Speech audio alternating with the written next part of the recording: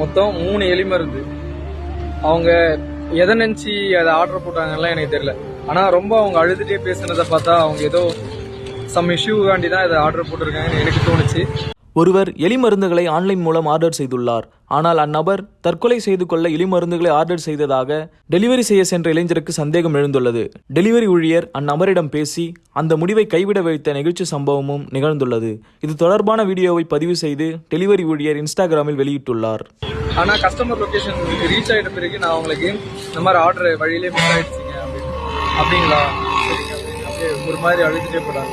அதுக்கப்புறம் அவங்க கிட்ட போய் பேசினேன், உங்களுக்கு எந்த பிரச்சனையா இருந்தாலும் சூசைடு அந்த எடுக்காதீங்க, சூசைடுக்காண்டி தானே இதை போட்டீங்க அப்படின்னா, இல்லை ப்ரோ அப்படின்னு சொன்னாங்க. இல்லை போய் பேசாதீங்க, நீங்கள் சூசைடுக்கு தான் போட்டுருக்கீங்க.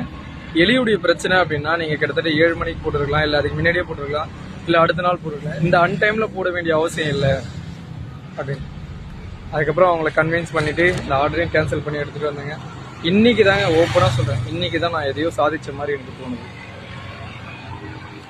இதே போல் இந்த மாதிரி